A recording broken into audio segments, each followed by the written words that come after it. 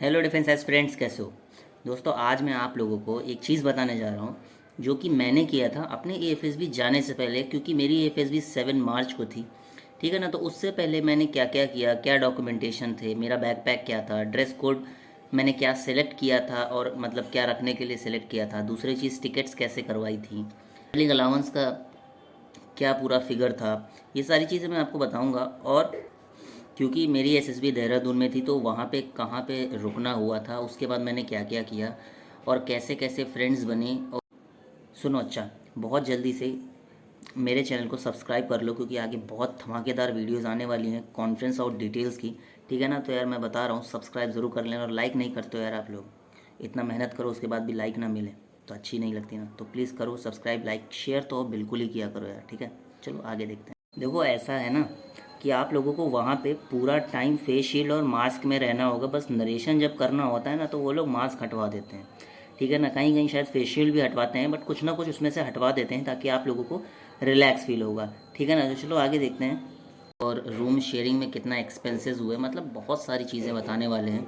तो पूरी तरीके से बने रहना, आखिरी तक बने रहना, कोई भी एक चीज़ छूटने ना पाए। बहुत इंपॉर्टेंट चीज़ होने वाली है डॉक्यूमेंटेशन के साइड पे। ठीक है ना। मगर उससे पहले मैं एक चीज़ ये कह दूंगा कि आप लोगों के लिए डिस्क्रिप्शन बॉक्स में एक लिंक इंतज़ार कर रहा है। वो मेरे टेलीग्राम ग्रुप का है।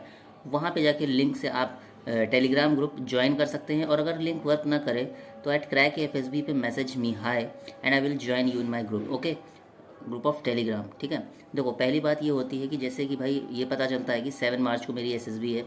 उसके बाद 7 मार्च का इंतज़ार होता है। इंतज़ार होने के बाद एक्चुअली में ये होता है कि 2-3 महीने पहले ही टिकट करा लेता हूँ, क्योंकि अपना हम लोग स्क्रीन आउट और रिपीटर और आपका फ्रेशर, इन 3 ग्रुप में पूरी सारी चीज़ें रहती हैं। तो ठीक है ना। तो जो फर्स्ट टाइम जाते हैं सिर्फ उनको ही ट्रेवलिंग अलाउंस मिलता है, और जो सेकेंड बार जाते हैं उनको नहीं मिलता है, चाहे वो स्क्रीन आउट हो चाहे रिपीटर हूँ। ठीक है ना। अगर फ्रेशर होंगे तो उनको ट्रैवलिंग अलाउंस मिलेगा। तो अगर आप लोग फ्रेशर हैं तो ट्रैवलिंग अलाउंस के लिए जर्नी पर्टिकुलर फिल करके रखिएगा।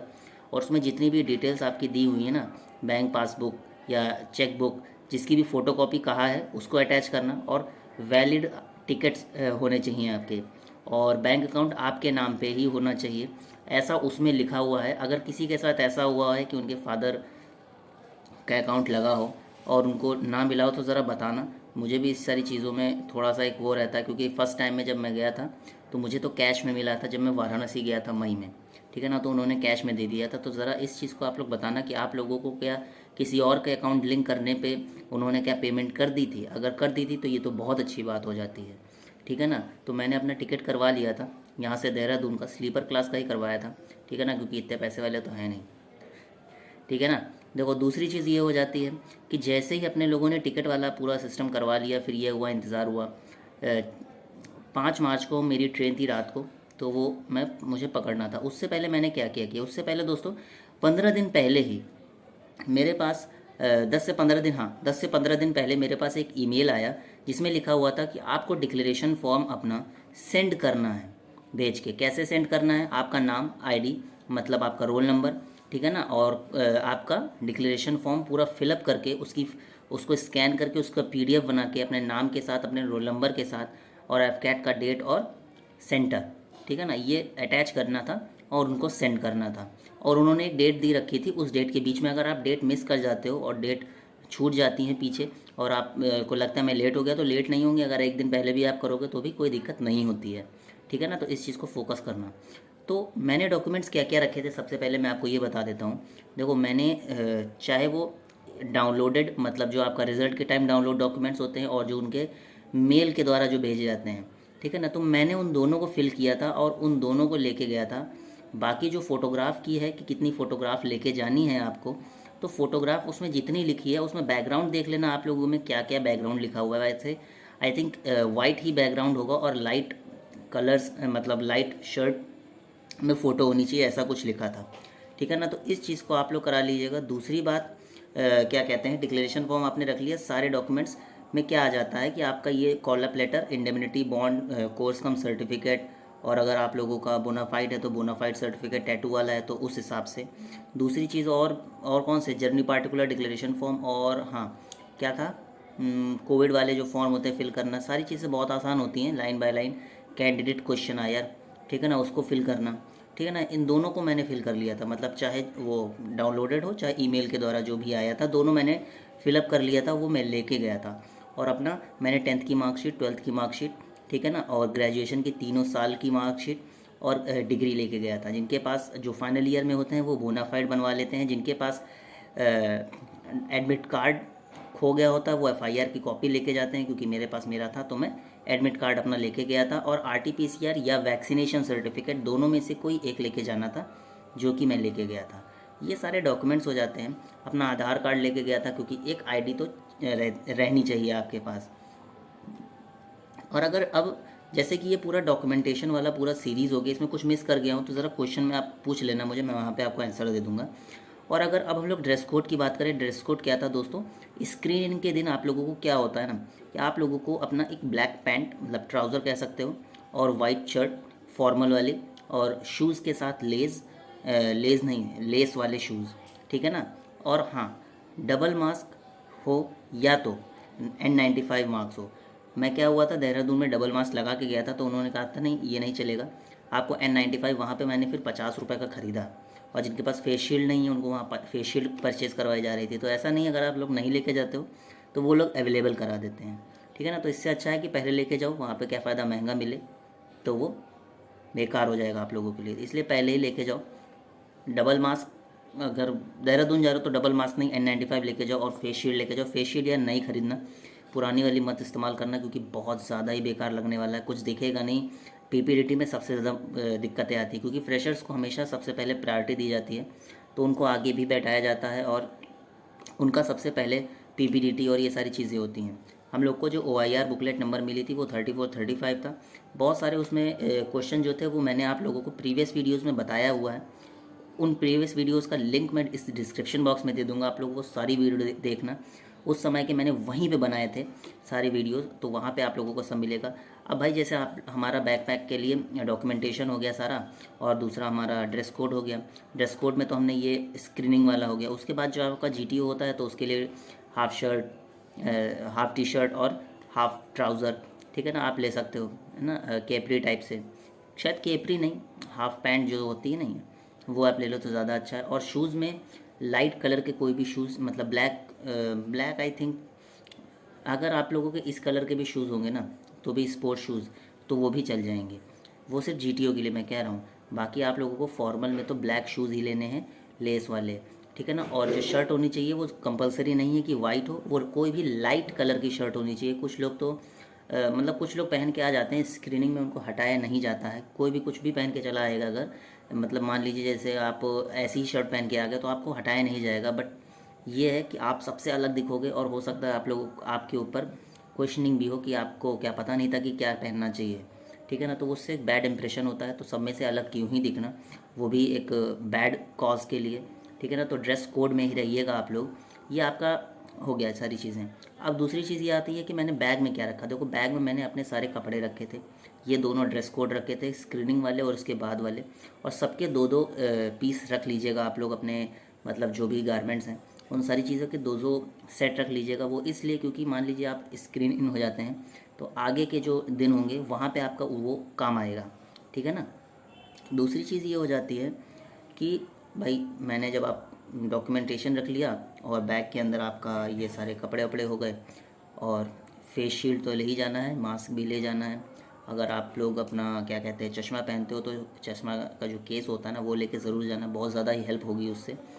और अपने टिकट्स रख लेना। टिकट्स के साथ साथ आप लोग अपना RT-PCR और वैक्सीनेशन सर्टिफिकेट दोनों में से कोई एक, सुना है कि गुवाहाटी में सिर्फ और सिर्फ RT-PCR ही चलता है, जो कि 72 आवर प्रायर हो जाना चाहिए, मतलब कब के बीच का होना चाहिए। उससे बाद अगर मान लीजिए 73 आवर्स पुराना है आपका RT-PCR रिपोर्टिंग डेट से, तो वो इनवैलिड दे दिया जाएगा उसको, ठीक है ना। तो उस चीज़ को आप लोग ज़रा प्लीज़ देख लेना।